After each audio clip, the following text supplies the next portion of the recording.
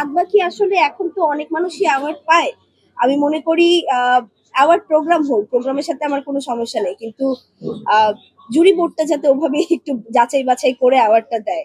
আমি মনে করি অ্যাওয়ার্ডটা আসলে ওরকম মানুষদের হাতেই যাওয়া উচিত, যাদের আমাদের দেখতেও ভালো লাগবে, শুনতেও ভালো লাগবে, আমাদের আফসোসও হবে না যে আসলে কারা অ্যাওয়ার্ড পেলো, এই প্রশ্নটাও করতে হবে না। Thank you. ভাই, একজন যদি নতুন একটা প্রতিষ্ঠান দেয়, অবশ্যই তাদের পাশে আমাদের মতো মানুষরা না থাকে, দর্শকদের কাছে, আমাদের আমজনতার কাছে এটা কখনোই পৌঁছাবে না।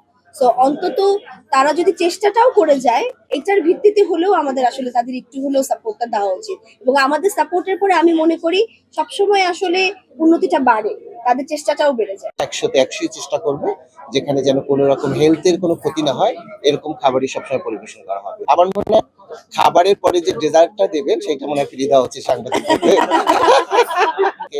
কারণ ম্যাক্সিমাম সেলিব্রিটিরাই প্রথম স্টেজে পারফরমেন্স করেছে আমার কোরিওগ্রাফিতে। সেক্ষেত্রে আমি 3-4 দিন আগেও তটিনীকে প্রথম পারফরমেন্স করিয়েছি। তো সামনে আসলে এই পুরো মাসটা জুড়ে তারকাদেরকে নিয়ে কাজ আপনারা দেখতে পারবেন। মানে এই মাসে আসলে বাংলাদেশের এমন কোনো তারকা নেই যে মনে হয় যে যারা এখন লিড পজিশন করছে সবাই আমার পারফরমেন্সে নাচ করবে। একদম টানা 8-9 তারিখ থেকে একদম 30 তারিখ পর্যন্ত আপনারা একের পর এক ধামাকা দেখতে পারবেন।